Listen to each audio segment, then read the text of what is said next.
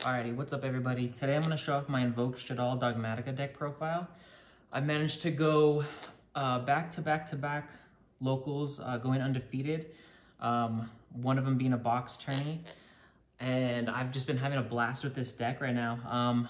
I'm a huge Shaddoll fan, and I've never really played the Invoked engine because I thought it was too linear and basic, but to my surprise and luckily, it's actually way more complicated and harder to pilot the correct way. So I've been really happy with this deck and I've been having a really great time, and I really want to show it off for y'all. So here we go. So first off, 3 Alistair, of course, 3 Meltdown, another copy of Meltdown, and then 2 Invocation. So this is pretty much standard. There's nothing really to say with this. All these ratios were perfect for me. If anything, there were a couple game 3s where I would side out 1 Invocation, but other than that, they all stayed. So for the Dogmatika part, this version, I kept it pretty tight. This is a 40 card list. So I only played the 1-in-1, 1 Ecclesia, 1 Maximus. That's how I prefer to play this engine.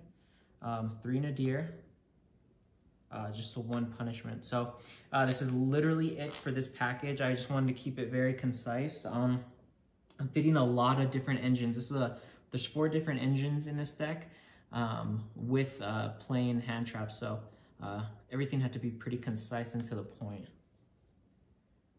So next we have the package that I managed to fit in was the DPE package. So 2 Fusion Destiny. The only reason I played 2 was because I was originally on 3 for, I believe, the first 2 locals that I won. But I cut it down because I wanted to fit in 3 more hand traps in this deck.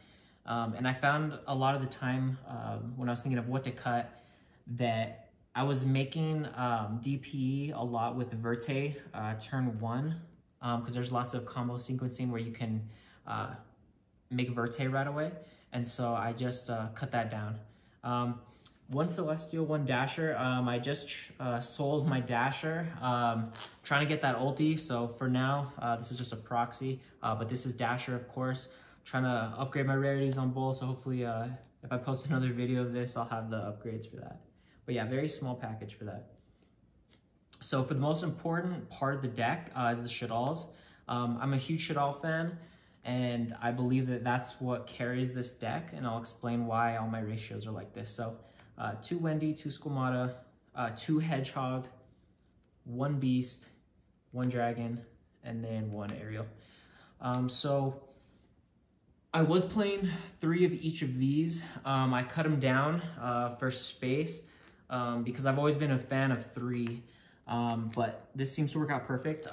The way I play Shaddolls and the way I kind of combo with this deck, it requires 2 Hedgehog. Sometimes, depending on game 2 and 3 and what deck I'm going against, I might side out 1, but I'm a firm believer in 2 Hedgehog. This card's insane.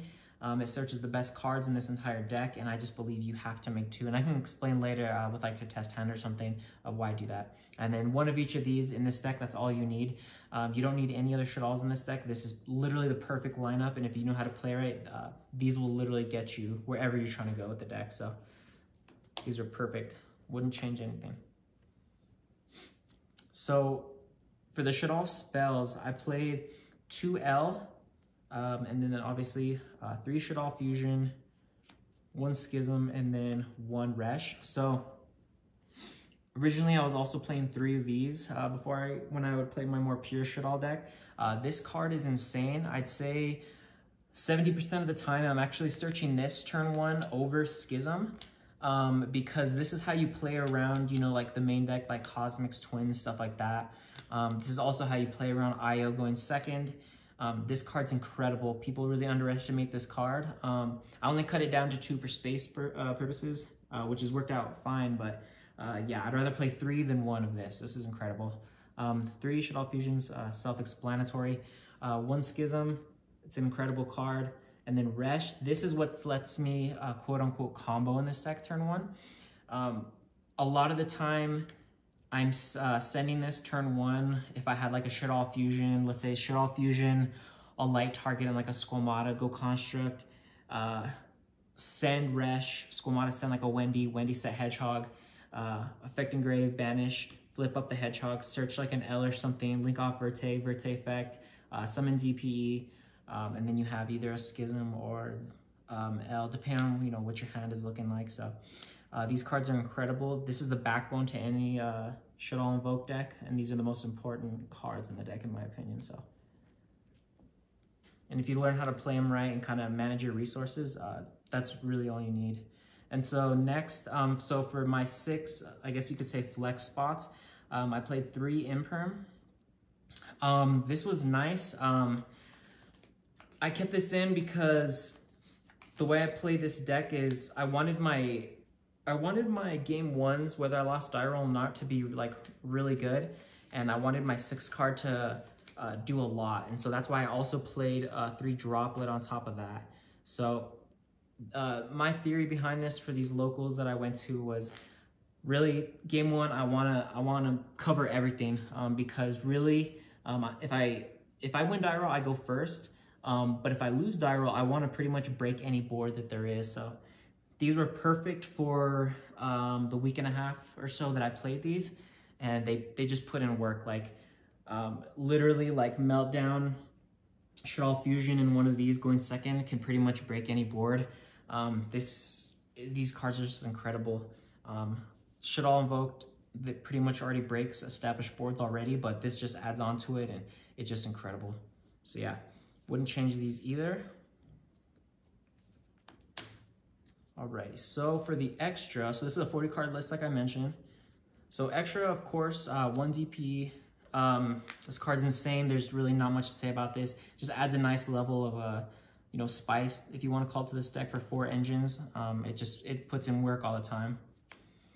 2 Construct. I'm a big fan of 3, but in this, spacing the extra is so tight. And if you notice, I don't play Prosperities.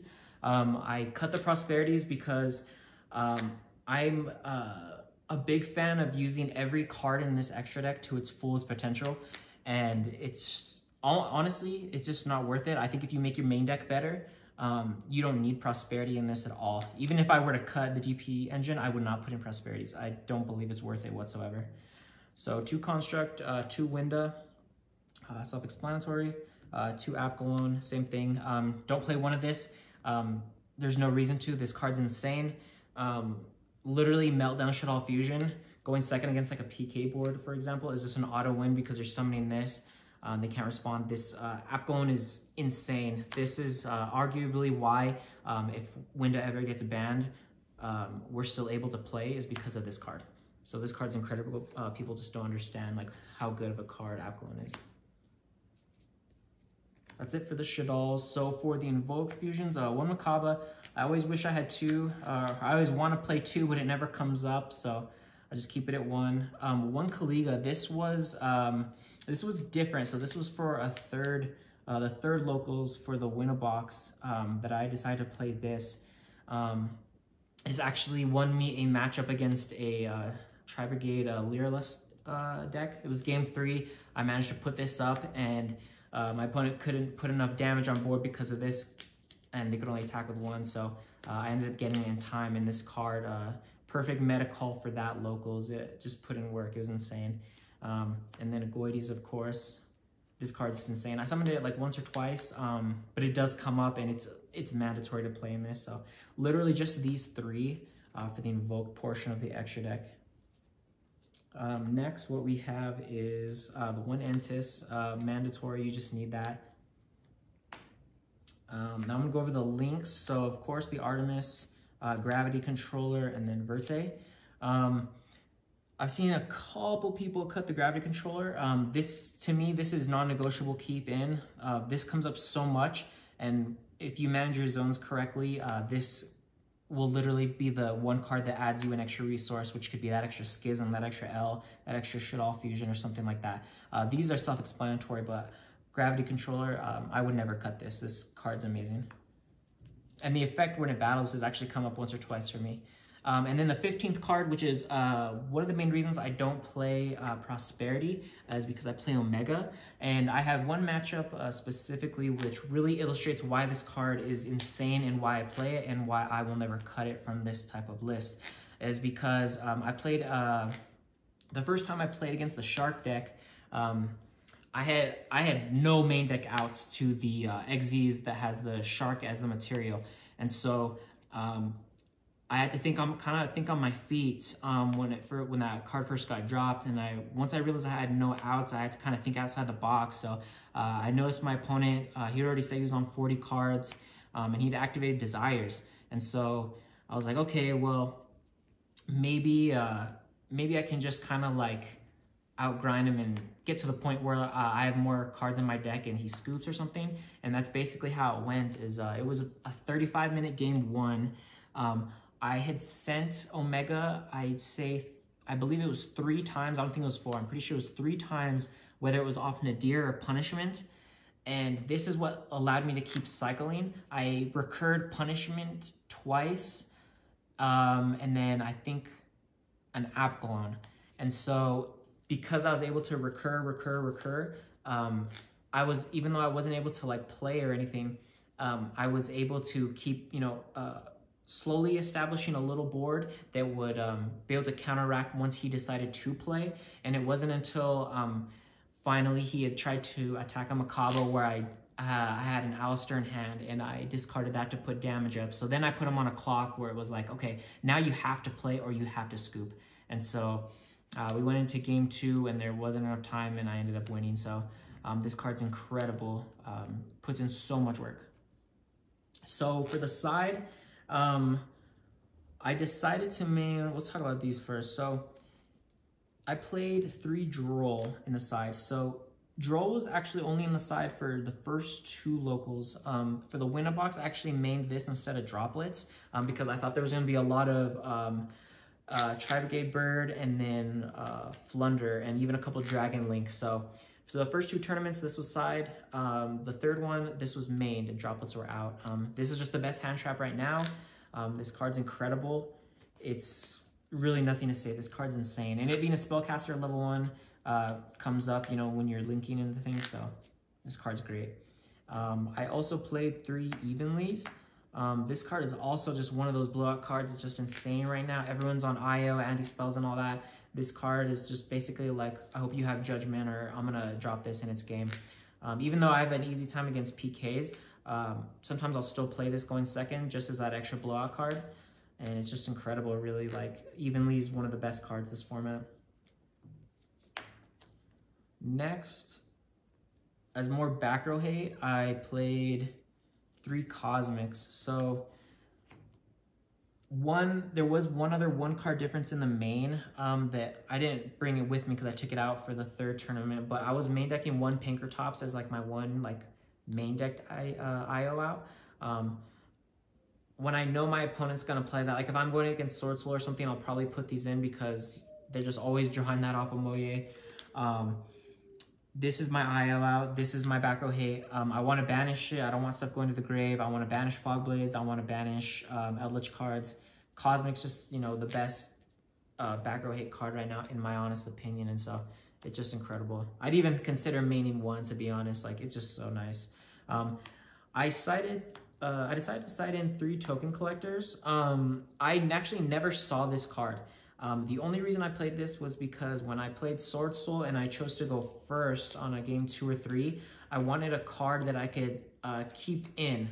Or even if I didn't know if my opponent was going to make me go first or second, I wanted a card that was good going first and second. Unfortunately, I never saw this card, so I can't really tell you like how good it performs. I might side it again next time I play this deck. We'll see though, but unfortunately I have can't give any information about how good that card is. And then the last 3 cards that I side in was a meta call for the locals. So after I played that first Shark deck, I decided to play 3 Kaiju. So you may be wondering why I played this instead of Godarla. It's because I'm not really scared of the barrier statue. A lot of the Tri-Brigade Bird decks, first off, they don't play it anymore. So it's really just for the Flunder deck. And honestly, you just need to see, I already play Droplets, Imperms, and then side Drolls. That's pretty much all you need to see. And then you can kind of finesse your way out of it depending on like your hand. But I chose this because I wanted to be able to kaiju that shark deck, and sometimes they'll have like, since everything's water, they'll probably like try and Gozen or something, and I wouldn't be able to drop Godarla. So I wanted this, which put in work. A lot of people are trying to get on Striker right now too. So even though I didn't play a Sky Striker player for this, I had these available to me if I wanted to play them. But it being a 40 card main deck, I'm really only siding like 3 cards per matchup. Like rarely will I side more because the deck already does so much on its own that it doesn't really need a lot of help. It just needs these little cards here and there. Like honestly, like there are a lot of matches where I would be siding for like a game 3 and I just realized that like, you know what, like my main deck will just win me this. Like I don't need to side anything, and honestly it worked out well. So, you know, I was really excited about that. So yeah, it's a deck profile. So this is gonna be my first video on my channel. My goal with this channel is basically to be, I kind of want to show off a lot of the players we have in our state. So I'm located in New Mexico. I believe the Yu-Gi-Oh scene has been growing like exponentially here, and we have some really incredible players. It's a lot of meta, and there's a lot of rogues. So my play style is, I like to win, but I like to win my way. So I'll play meta like this, or if I play a rogue deck, like, you know, Burning Abyss, or, you know, like a Shaddoll Trap variant or something like that, you know, I still play to win. Like I want to be competitive about it. And so that's kind of like the vibe I want to have with this channel is, you know, we play rogue to win, we play meta to win, but we like, you know, having fun while we do it. And there's a lot of good players here whose technical play is incredible, and whose, you know, skill set's incredible. There's a lot of, we consistently have locals on Wednesdays, you know, with 20 plus people, you know, at the lowest. So we see, you know, we see everything there. So expect to see some of that. Right now, for the remainder of this format, I'm just pretty much probably going to be playing this Virtual World Dragon Link until we get that next ban list and kind of see where things are. I pretty much have every meta relevant deck right now. So if there is any deck profiles, whether it's from me or someone else from our locals who tops, message down in the comments, let me know. I'm be more than happy to post it. But yeah, this is my first video on the channel. If you guys are interested to see where this channel goes and everything, stay tuned. I will actually be posting a Dragon Link profile that I won a box with recently. This profile I didn't get to record right away. So this is about, I won the 3rd tournament for the Win a Box about a week ago. And then I actually just played Dragon Link yesterday and won another one with a really nice Dragon Link profile. So stay tuned to that if you want to see. Went 5-0 with that as well. So yeah, if you're interested and this seems like something you want to know, get better, improve technical play, and just learn. That's really what I want to do. Feel free to subscribe, and yeah, thank you. Later.